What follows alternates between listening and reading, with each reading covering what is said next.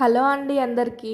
అందరూ ఈరోజు మార్నింగ్ ఏం బ్రేక్‌ఫాస్ట్ చేశారో కామెంట్ చేయండి. నేనైతే చపాతీ తిన్నాను. ఈరోజు లంచ్‌లోకి అయితే నేను వంకాయ కర్రీ చేసిన. వంకాయ కర్రీలో పచ్చిమిర్చి పేస్ట్ వేసి చేస్తే చాలా బాగుంటుంది. అంటే కారం కంటే ఈ పచ్చిమిర్చితో చాలా టేస్టీగా ఉంటుంది. అండ్ చపాతీ రైస్లోకి ఎందులోకైనా బాగుంటుంది వంకాయ కర్రీ అనేది.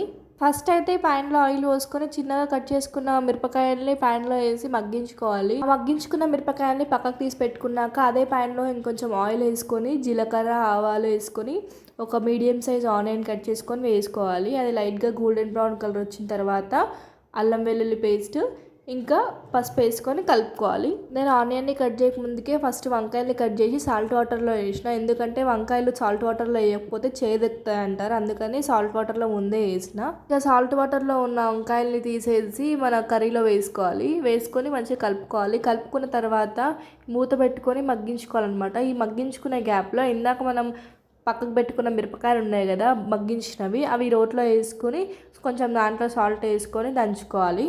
కొంచెం మెత్తగా దంచుకోవాలి. ఎందుకంటే ఇంకా దంచుకున్నవి అనేవి మీకు నోటికి తగలొద్దు. ఇంకోటి మీ ఇంట్లో మిక్సీ ఉంటే మిక్సీలో వేసుకొని మెత్తటి స్మూత్ పేస్ట్లా కూడా చేసుకోవచ్చు. ఎలా అయినా చేసుకోవచ్చు. మా దగ్గర మిక్సీ లేదు కాబట్టి మేము రోట్లో వేసుకున్నాము. ఇప్పుడు మనం దంచుకున్న మిరపకాయ పేస్ట్ అండ్ 2 మీడియం సైజ్ టమాటాలు కట్ చేసి వేసుకోవాలి.